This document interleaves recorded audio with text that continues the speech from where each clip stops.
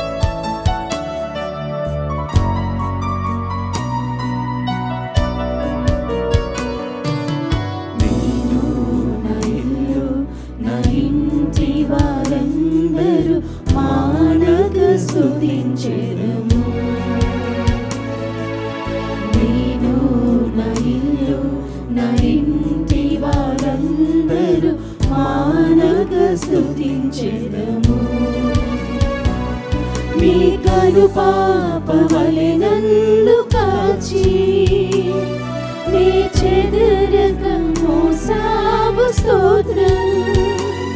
నీ కను పాపవలె నన్ను కాచి నీ చెదరక మోసావు స్తోత్రం.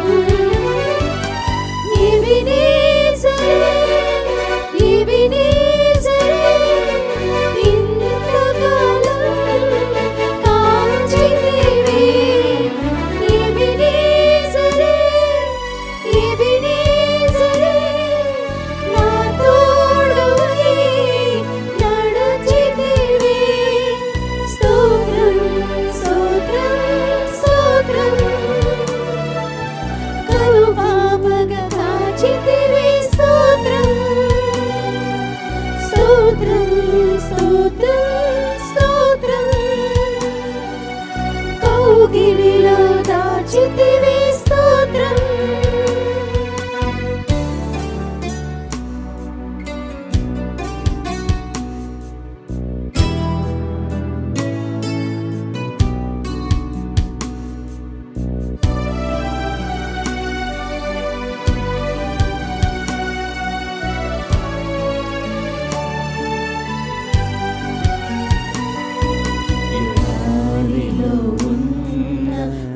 జీవితమును మేలుతో నింపితివే. ఎడారిలో ఉన్న నా జీవితమును మేలుతో నింపితివే. ఒక కీడైన దరి చేరక నన్ను తండ్రిగా కాచావు స్తోత్రం. ఒక కీడైన దరి చేరగలను తండ్రిగా కాచావు స్తోత్రం. ఎబెనేజరే ఎబెనేజరే ఇంతకాలం కాచితివే. ఎబెనేజరే ఎబెనేజరే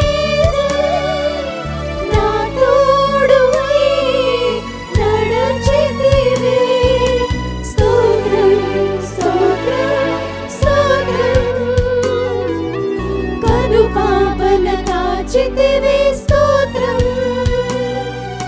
స్తోత్రం స్తోత్రం స్తోత్రం. కౌగిలిలో దాచితివి స్తోత్రం.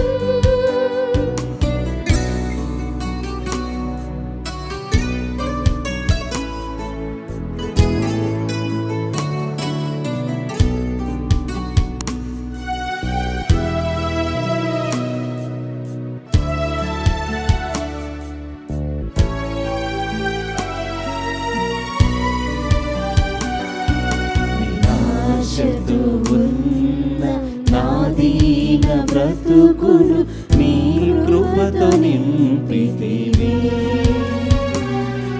నిరాశతో ఉన్న నా దీన బ్రతుకును నీ కృపతో నింపితివి.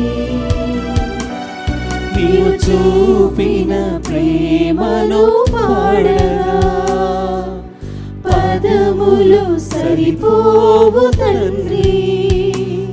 నీవు చూపిన ప్రేమను పాడగా పదములు సరిపోవు తండ్రి.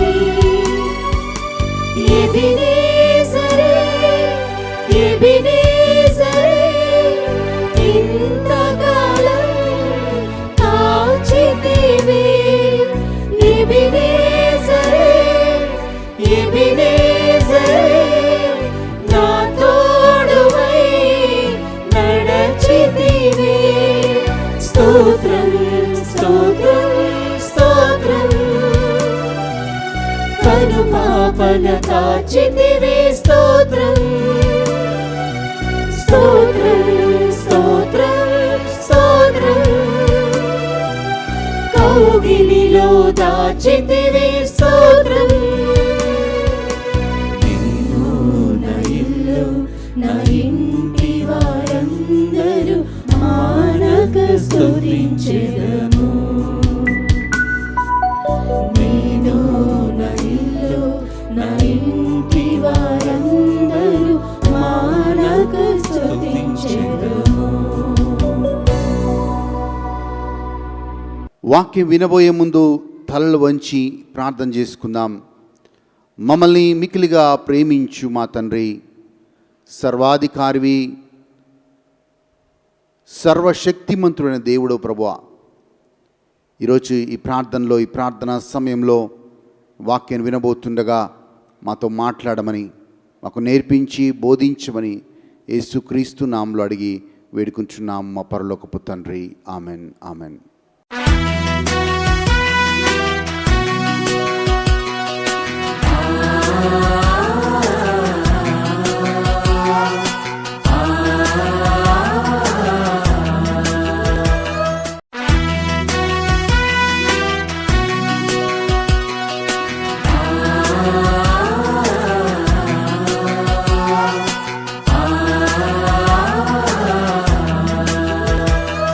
ఈరోజు మనం అనేక సమస్యల గుండా మనం వెళ్తూ ఉంటాం. సమస్యలే కాకుండా మనకు బైబిల్ గ్రంథంలో పౌలు 2 కొరింథీయులకు రాసిన లేఖ 5వ అధ్యాయం 7వ వచనంలో మీరందరూ కూడా విశ్వాసముతో నడవండి అంటాడు. వాక్ ఇన్ ఫెయిత్ అని రాయబడి ఉంది. దాని తర్వాత 3 యోహాను 4వ వచనంలో మీరు సత్యంలో నడవాలి, వాక్ ఇన్ ట్రూత్ అనే మాట రాయబడి ఉంది. ఇంకొక మాటలో మనం చూసినట్లయితే గలతీయులకు రాసిన లేఖ 5వ అధ్యాయం 16వ వచనంలో మీరు ఆత్మలో నడవండి, ఆత్మతో నడవండి అనే మాట కనబడుతుంది. వాక్ ఇన్ ద స్పిరిట్ అనే మాట కనబడుతుంది. అలాగే 1 యోహాను 1వ అధ్యాయం 7వ వచనంలో వాక్ ఇన్ ద లైట్ అంటే మీరు వెలుగులో నడవండి అనే మాట. సో చూడండి, మనము ఆత్మలో నడవాలన్నా, మనము వెలుగులో నడవాలన్నా, మనం విశ్వాసంలో నడవాలన్నా, మనము సత్యంలో నడవాలన్నా ఖచ్చితముగా మనందరికీ ఒక నిర్దిష్టమైన సమయానికి రోజు ప్రార్థన చేసే అలవాటు ఒకటి ఉండాలని జ్ఞాపకం చేస్తున్నాను. ఏ వ్యక్తి అయితే నిర్దిష్ట సమయమున ప్రార్థన చేయటానికి రోజు అలవాటు చేసుకుంటాడో ఆయన ఆత్మలో నడుస్తాడు, ఆయన వెలుగులో నడుస్తాడు, ఆయన సత్యంలో నడుస్తాడు, ఆయన విశ్వాసంలో నడుస్తాడు. యేసు ప్రభు చాలా స్పష్టంగా ఆ రోజు గెత్సెమనీ తోటలో ఆ శిష్యులందరితో ఉన్నప్పుడు వాళ్ళందరికీ ఒక మాట చెప్పాడు. మీరు శోధనలో రాకుండా ఉండుటకు మీరు ప్రార్థన చేయండి అని చెప్పాడు. అంటే ఈరోజు మనం అనేక రకమైన శోధనలు గుండా వెళ్తాం. ఈ శోధన మనల్ని ఏం చేస్తుందంటే ఆత్మలో నడవకుండా మనం శరీరానుసారులుగా జీవించే విధంగా మనకు ప్రేరేపిస్తుంది. ఒకవేళ మనము ఆ శోధనని జయించకపోతే వెలుగులో నడిచే మనము అంధకారంలో నడిచే వారిగా మారిపోతాం. ఒకవేళ మనం ఆ శోధని జయించలేకపోతే సత్యము నుంచి అసత్యంలోకి మనం వెళ్ళిపోతాం. అందుకే యేసు ప్రభు చాలా స్పష్టంగా ఆ రోజు ఆ శిష్యులకి నేర్పించిన మాట ఏంటంటే, మీరు శోధనని జయించుటకు మీరు ప్రార్థన చేయుడి. లూకా సువార్త 22వ అధ్యాయం 40-41 వచనాల్లో ఆ మాటని చదువుకుంటాం. ఆ మాటని చెప్పిన తర్వాత యేసు ప్రభు గెత్సెమనీ తోటలో తీవ్రమైన ఆవేదనతో ఉన్నాడు, మానసిక ఒత్తిడితో ఉన్నాడు. ఒక పోరాటం నడుస్తూ ఉంది. నేను తండ్రి చిత్తాన్ని చేయాలి, ఇంకోవైపు ఆ సిలువని గుర్తుకొచ్చినప్పుడల్లా యేసు ప్రభువులకు భయం వస్తుందేమో.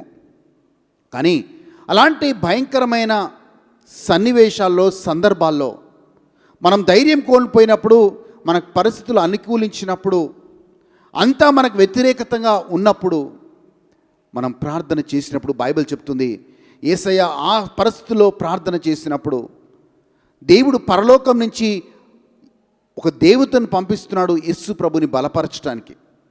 రెండో మాట, మొదటిగా మనం శోధనని జయించుటకు మనము నిర్దిష్టమైన సమయంలో క్రమము తప్పకుండా ప్రార్థన చేసేవారిగా మనం ఉండాలి అని జ్ఞాపకం చేస్తున్నాను. రెండవదిగా, నువ్వు ఎప్పుడైతే బలహీనపడతావో, ఎప్పుడైతే నా శక్తి నాకు సరిపోదు అనుకుంటావో, ఎప్పుడైతే ప్రభువా ఇక నా వల్ల కాదు అనుకుంటావో, అలాంటి టైంలో ప్రార్థన చేస్తే వాక్యం చెప్తుంది, యేసు ప్రభు ఆ గెత్సెమనీ తోటలో ప్రార్థన చేసినప్పుడు పరలోకం తెరవబడింది. పరలోకం తెరవబడిన వెంటనే దేవుడు తన దేవదూతను పంపించి యేసు ప్రభుని బలపరిచినట్లుగా చూస్తున్నాం. అందుకే మనకు దేవుని శక్తి కావాలన్నా, దేవుని బలము కావాలన్నా, మనకు దేవదూతల పరిచర్య మనకు కావాలన్నా, మనం ఖచ్చితంగా ప్రార్థించే వారిగా మనం ఉండాలనే విషయాన్ని జ్ఞాపకం చేస్తున్నాను. ఆ ప్రార్థన చేసినప్పుడు, యేసయ్య ప్రార్థన చేసినప్పుడు ఆ దేవతను పంపించి దేవాతి దేవుడు, తండ్రి దేవుడు యేసు ప్రభుని బలపరుస్తున్నాడు. అందుకే పౌలు గారు ఫిలిప్పీలకు రాసిన లేఖ 4వ అధ్యాయం 13వ వచనంలో ఈ మాట అంటారు, నన్ను బలపరచు వాని యందు నేను సమస్తమును చేయగలను అంటాడు. సో దేవుడు నిన్ను నన్ను ఆ క్లిష్ట సమయంలో బలపరిచినప్పుడు మనము సమస్తము సాధించగలం, సమస్తమును చేయగలం అనే మాటని జ్ఞాపకం చేస్తున్నాను. మొదటిగా శోధనలో జయించుటకు ఒక నిర్దిష్టమైన ప్రార్థన నీకు కావాలి అని నేర్పించాడు యేసయ్య. 2, నువ్వు బలహీనంగా ఉన్నప్పుడు నిన్ను బలపరచాలంటే నువ్వు ప్రార్థన చేసినప్పుడు దేవుడు బలమునిస్తాడు, తన శక్తిని ఇస్తాడు. ఆ శక్తి, ఆ బలముతో నువ్వు సమస్తమును చేయగలుగుతావు అనే మాటని జ్ఞాపకం చేస్తున్నాను. 3వదిగా, ఎవరైతే క్రమము తప్పకుండా ఒక నిర్దిష్ట సమయంలో ప్రార్థన చేస్తారో వాళ్ళ జీవితంలో అద్భుతాలు చూస్తారు. అపోస్తలుల కార్యాలు 3వ అధ్యాయం 1వ వచనం నుంచి మనం చదివితే అక్కడ పేతురు యోహానుకి ఒక అలవాటు ఉండింది. అది ప్రతిరోజు మధ్యాహ్నం 3 గంటల సమయంలో పేతురు యోహానుకి యెరూషలేము దేవాలయంకి వెళ్ళి ప్రార్థన చేసే అలవాటు ఉండేది. అది ఏమైనా పర్వాలేదు, ఎన్ని పనులున్నా పర్వాలేదు, ఎక్కడున్నా పర్వాలేదు, 3 గంటల సమయంలో వాళ్ళు యెరూషలేము దేవాలయంలోకి వెళ్ళి ప్రార్థన చేసేవాళ్ళు. అది ఇంగ్లీష్ బైబిల్లో 9th అవర్ అనే మాట ఉంటుంది. తెలుగు మన బైబిల్లో మనకి మధ్యాహ్నం 3 గంటలకనే మాట ఉంటుంది. 2 ఒకటే. యూదుల ప్రకారంగా అది 9వ గడియ, ఇట్స్ 9th అవర్. కానీ మన ప్రకారంగా అది మధ్యాహ్నం 3 గంటలు. ఆ 3 గంటల సమయంలో వాళ్ళ క్రమము తప్పకుండా ఒకరోజు వాళ్ళ దేవాలయంలో ప్రార్థన చేయడానికి వెళ్తున్నప్పుడు పుట్టినప్పటి నుంచి కుంటివాడిగా ఒక వ్యక్తి పడి ఉన్నాడు. ఆ వ్యక్తిని చూస్తున్నారు. ఆ వ్యక్తి ఏమో పేతురు యోహానేమో డబ్బులు ఇస్తారేమని చూస్తున్నాడు. కానీ పేతురు సూటిగా ఆ వ్యక్తి వైపు చూసి, అయ్యా నా దగ్గర వెండి బంగారము లేదు, కానీ యేసుక్రీస్తు నామంలో లేచి నడువు అన్నప్పుడు ఆ కుంటివాడు లేచి గంతులేచుకుంటూ వెళ్ళిపోయాడు. చూడండి, ఒక నిర్దిష్ట సమయంలో నువ్వు ప్రార్థన చేయటము అలవాటు చేసుకుంటే ఖచ్చితంగా నీ జీవితంలో అద్భుతాలు దేవుడు చేస్తాడనే మాటను చెప్తున్నాను. 1, మనము నిర్దిష్ట సమయంలో మనము ప్రార్థన చేయటం అలవాటు చేసుకుంటే మనము అన్ని శోధనలు జయించేవారిగా ఉంటాం. 2వది, నిర్దిష్ట సమయంలో మనం ప్రార్థన చేయటానికి అలవాటు చేసుకుంటే మనము ఆ బలహీనతల్లో నుంచి, ఆ గడ్డు పరిస్థితుల్లో నుంచి మనం బయటికి వచ్చి దేవుడి నుంచి బలం పొందుకుంటామనే మాటను జ్ఞాపకం చేస్తున్నాను. మూడోదిగా, ఎప్పుడైతే నిర్దిష్ట సమయంలో మనము రోజుకి కొద్దిసేపు అయినా, చాలామంది అంటారు ప్రార్థన అంటే ఎంతసేపు చేయాలి అని అడుగుతారు. ఎస్, నువ్వు ఆత్మీయంగా బలపడాలన్నా, శోధనని జయించాలన్నా, నువ్వు ఆత్మలో నడవాలన్నా, విశ్వాసంలో నువ్వు కొనసాగాలన్నా, యేసుప్రభు చెప్పింది, శిష్యులతో చెప్పిన మాటని జ్ఞాపకం చేస్తున్నాను. మీరు ఒక్క గంట అయినా మీరు ప్రార్థన చేయలేరా? సో క్రైస్తవుడు గంట అయినా ప్రార్థనలో గడిపేవాడిగా ఉండాలి. మనకి అందరికీ దేవుడు 24 గంటల సమయాన్ని ఇచ్చాడు. ఆ 24 గంటల సమయంలో ఒక గంట అయినా మనం దేవుడికి కేటాయించి ప్రార్థన చేయగలిగితే నువ్వు ప్రతి శోధని జయించగలుగుతావు. నీ బలహీన సమయంలో దేవుని యందు బలము పొందుకొని సమస్తము చేయగలుగుతావు. అండ్ మూడవది, నీకు కావలసిన అద్భుతాన్ని నువ్వు పొందుకుంటావు. అండ్ నాలుగవది చాలా ప్రాముఖ్యమైనది. చాలామంది ఒక మాట అంటారు, మేము అనేక సంవత్సరాలుగా బైబిల్ని చదువుతున్నాం, అనేక సంవత్సరాలుగా ప్రార్థనలకు అటు ఇటు వెళ్తున్నాం, కానీ ఎక్కడ ఆత్మీయ స్థితిలో ఎక్కడున్నామో అక్కడే ఉన్నాం, మేము వర్ధిల్లట్లేము అని అంటారు. పౌలు వీళ్ళని ఏమంటారంటే, అమ్మా ఎన్ని సంవత్సరాలు మీరు పాలు తాగేవారిగా ఉంటారు, మీరు అన్నం తినే స్థాయికి కూడా మీరు ఎదగాలి అంటాడు. అంటే ప్రతి క్రైస్తవుడు ఆత్మీయతలో ఎదిగేవాడిగా ఉండాలి. పాలు తాగే దశ నుంచి అన్నము తినే దశకి మనము వెళ్ళేవారిగా ఉండాలి.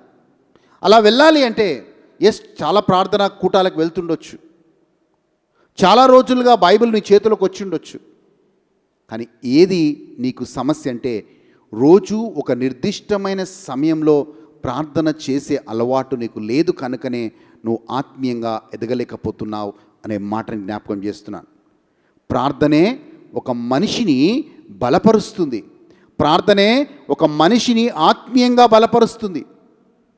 యేసుప్రభు జీవితం మనం చూస్తే యేసుప్రభు ఆత్మీయతలో ఎందుకు బలంగా ఉన్నాడు అంటే యేసుప్రభులో ఆయన జీవితంలో ఒక అలవాటు ఉండేది, అదే ప్రార్థన. మార్కు సువార్త 1:35 మనం చదువుతున్నాం, పెందల కడనే లేచి యేసయ్య ప్రార్థన చేసేవాడు అనే మాటను చూస్తున్నాం. అలాగే రాత్రంతా ప్రార్థన చేసే సందర్భాలు ఉన్నాయి. అలాగే కన్నీటితో యేసుప్రభు ప్రార్థన చేసిన సందర్భాలు ఉన్నాయి. ఎందుకు యేసుప్రభు ఎన్ని శోధనలు వచ్చినా, ఎన్ని వ్యతిరేకతలు వచ్చినా, ఎన్ని అవమానాలు వచ్చినా, ఎన్ని నిందలు వచ్చినా ఇవన్నిటినీ ఎందుకు అధిగమిస్తూ ముందుకు వెళ్ళాడు అంటే యేసుప్రభు ప్రార్థనలో బలముగా ఉన్నాడు. ఈరోజు మీ అందరికి జ్ఞాపకం చేస్తున్నాను, యేసుప్రభు ప్రార్థన చేసేవాడు. యేసుప్రభు మనకి ప్రార్థన ఎలా చేయాలో నేర్పించాడు. మూడోది, యేసుప్రభు ప్రార్థన చేయమని ఆజ్ఞాపించాడు. మరి ఇంత స్పష్టంగా మనకి యేసుప్రభుయే ఒక మార్గదర్శిగా ఉండి మనము ప్రార్థనలో కొనసాగాలని ఎలా నేర్పించాడో అలాగే మనము కూడా ఆత్మీయతలో కొనసాగాలి. ఈరోజు చాలామంది దేవుడి కోసం అనేక పనులు చేస్తూ ఉన్నారు, చాలా మంచిది. కానీ ఆ మంచి పనులు నీ ద్వారా జరగాలంటే మళ్ళీ ప్రార్థన జీవితంను కలిగి ఉండాలి అనే మాటని జ్ఞాపకం చేస్తున్నాను. ఈరోజు క్రైస్తవులందరూ కూడా పాపము చేసి పడిపోవడం లేదు, ప్రార్థన లేకుండా పడిపోతున్నారు. చాలామంది దైవ సేవకులు కూడా పాపము చేసి పడిపోవడం కంటే ప్రార్థన వాళ్ళ జీవితంలో లేక పడిపోయిన వాళ్ళు ఎంతోమంది ఉన్నారు. ఈరోజు మీ అందరికీ ఈరోజు కార్యక్రమం ద్వారా మీకు జ్ఞాపకం చేస్తున్నాను, క్రైస్తవుడికి ప్రార్థన చాలా ప్రాముఖ్యమైంది. ఒక గొప్ప వ్యక్తి ఇలా అన్నాడు, మనిషికి వెన్నుముక్క ఎంత ప్రాముఖ్యమైందో క్రైస్తవుడికి ప్రార్థన అంతే ప్రాముఖ్యమైంది. ప్రార్థన లేని వ్యక్తి వెన్నుముక్క లేని మనిషితో సమానము అన్నాడు. మనకు తెలుసు మన శరీరంలో మన వెన్నుపూస వెన్నుముక్క ఎంత చాలా ప్రాముఖ్యమైందో, అలాగే క్రైస్తవుడి జీవితంలో ప్రార్థన కూడా అంతే ప్రాముఖ్యమైంది. ఆ ప్రార్థన కూడా నిర్దిష్ట సమయంలో, రోజు ఒక నిర్దిష్ట సమయంలో ప్రార్థన చేయటం అలవాటు చేసుకోవాలి. ఎంతసేపు చేయాలి అంటే గంటైనా రోజు దేవుడి సన్నిధిలో ఏకాంతంగా గడపటానికి నువ్వు అలవాటు చేసుకోవాలి. అప్పుడే నువ్వు ఆత్మలో నడవగలుగుతావు, అప్పుడే నువ్వు వెలుగులో నడవగలుగుతావు, అప్పుడే నువ్వు విశ్వాసంలో ఉండగలుగుతావు, అప్పుడే నువ్వు సత్యంలో నడవగలుగుతావు, అప్పుడే నీవు దేవుని యందు నిలకడగా ఉండి ప్రతి శోధనని జయించగలుగుతావు. అలాగే బలహీన సమయంలో దేవుడు నీకు బలమునివ్వగలుగుతాడు. అండ్ మూడవది చాలా ప్రాముఖ్యమైనది, నీకు కావలసిన అద్భుతాన్ని నువ్వు పొందుకుంటావు. ఈ వాక్యం విన్న మీరు మనందరం ఒక నిర్ణయం తీసుకుందాం. ప్రభువా, నేను ఒక నిర్దిష్ట సమయంలో రోజుకు గంట సేపైనా నేను ప్రార్థనలో గడిపే కృపని నాకు ఇవ్వని ప్రార్థన చేసుకుందాం. ఈ పాటని పాడుతున్నప్పుడు ఒక్కసారి కళ్ళు మూసుకొని ప్రభువా నాకు ఈ కృపని ఇవ్వమని అడగండి.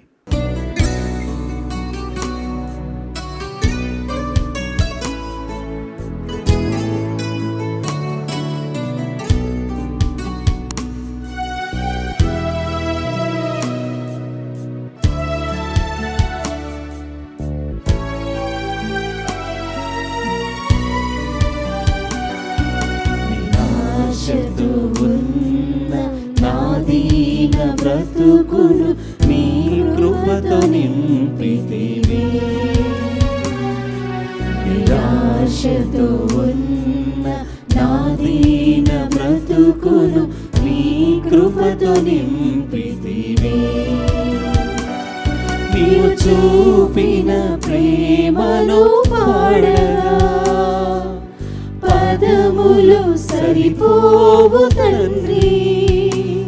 నీవు చూపిన ప్రేమను పాడగా పదములు సరిపోవు తండ్రి. ఎబినేజరే, ఎబినేజరే, ఇంతకాలం కాచితివి. ఎబినేజరే, ఎబినేజరే, నా తోడువై నడచితివి. స్తోత్రం, స్తోత్రం, స్తోత్రం. కను పాపన కాచితివి. స్తోత్రం, స్తోత్రం, స్తోత్రం, స్తోత్రం. కౌగిలిలో దాచితివి. స్తోత్రం. నిన్ను నా ఇల్లు, నా ఇంటి వారందరూ మానక స్తుతించెదము. నేను నా ఇల్లు, నా ఇంటి వారందరూ మానక స్తుతించెదము. కళ్ళు మూసుకొని ప్రార్థన చేసుకుందాం. తండ్రి, ఇన్ని రోజులు మేము అనేక పోరాటాలు గెలవలేకపోతున్నాం ప్రభువా. ఈరోజు ఒక సత్యాన్ని నేర్చుకున్నాం. నిర్దిష్ట సమయంలో రోజుకు గంటైనా మేము ప్రార్థన చేయాలి అని నేర్చుకున్నాం ప్రభువా. ఈరోజు నుంచి మొదలుకొని మేమందరము కూడా మాకున్న 24 గంటల సమయంలో ఒక గంటైనా మీతో ప్రార్థించే కృపను మాకు ఇవ్వమని యేసుక్రీస్తు నామములో అడిగి వేడుకుంటున్నాము మా పరలోకపు తండ్రి. Amen, amen. దేవుడు మిమ్మల్ని మీ కుటుంబాలని దీవించునుగాక. మళ్ళీ వచ్చే వారం ఇదే సమయానికి ఇదే రోజున దేవుని వాక్యము ద్వారా మళ్ళీ మనం కలుసుకుందాం. దేవుడు మిమ్మల్ని మీ కుటుంబాలని హేరాళంగా దీవించునుగాక.